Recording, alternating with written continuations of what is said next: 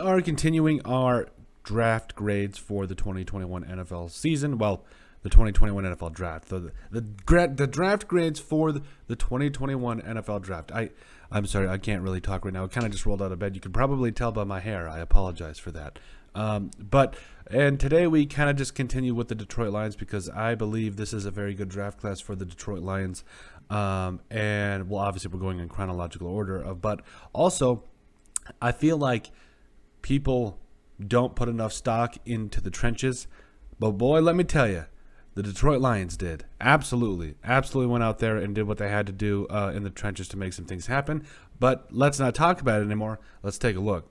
So as you can see, hopefully, I know it's white, so I try to do these things by colors. So hopefully you guys by the team's colors. So hopefully you guys can tell what's going on here. But overall, the Lions were in a kind of a weird spot. They had somehow Penei Sewell, whatever, fell to them. It should have went probably. Well, actually, no. I'm glad he kind of fell to the Lions because he's a really good player, and plus, Jermar Chase was the right pick for the Bengals. Like, let's call a spade here. But Penei Sewell, a tackle out of Oregon, played over 1,030 snaps for him this year. Had 11 penalties and 5 sacks, but overall had a 77.0 PFF grade. I know a lot of people were kind of either writing him off or saying he was a draft bust after like the first. What was it during the preseason? I'm like, can we let this man play at least half a season before we jump to any conclusions? Because he had the size, he had the aggressiveness, he had everything you wanted in a guy that was either going to be your future right tackle or he's going to be in your future O-line. Like, there's just no question.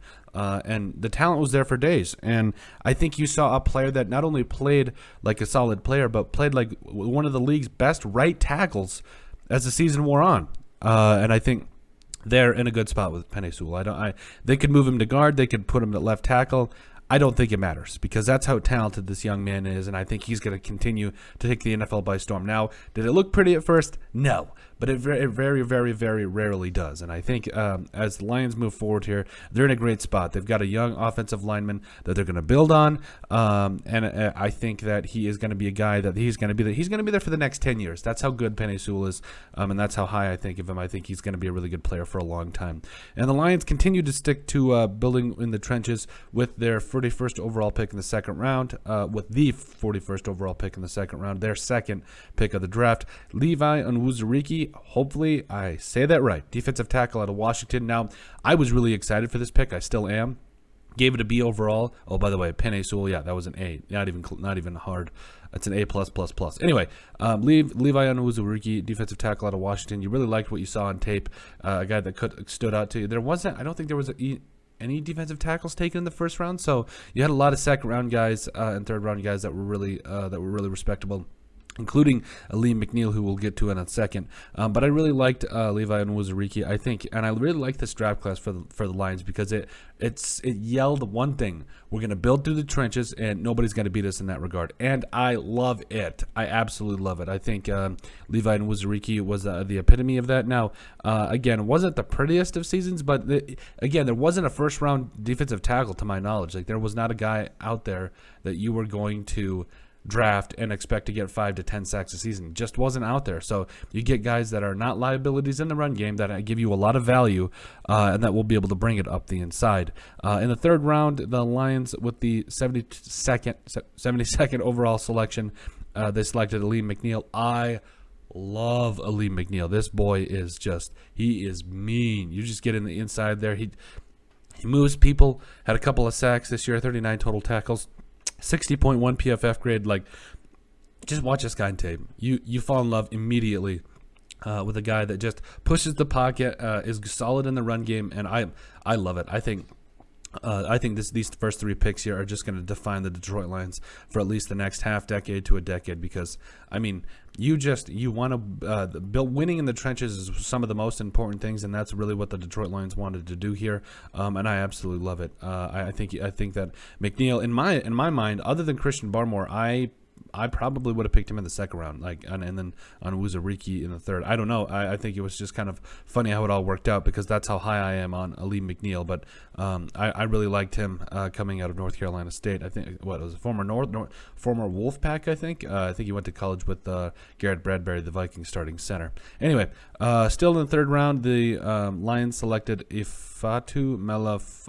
I can't get their names right, but I watch them on tape and I love them. We're going to call him IM, okay?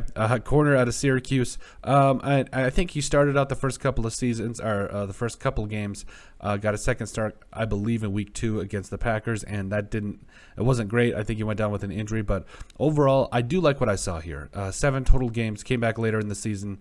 I think it was a quad injury that he had. 4 total starts, 15 tackles. I think he came back against the Vikings and just wreaked havoc. So had a 60.3 PFF grade throughout the year.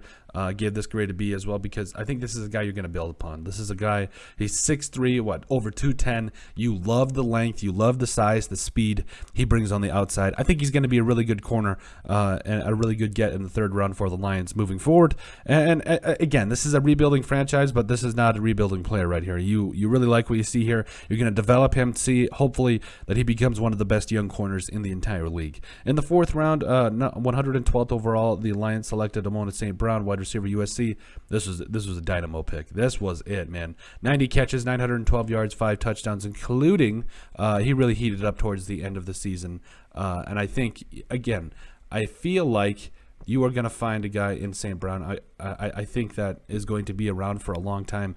If you think about it, the last couple of games, I think since the Vikings game, he had 10 catches that game, just in a row. Boom. 10 catches against the Vikings, 86 yards and a touchdown. Next week against the Broncos, 8 catches, 73 yards.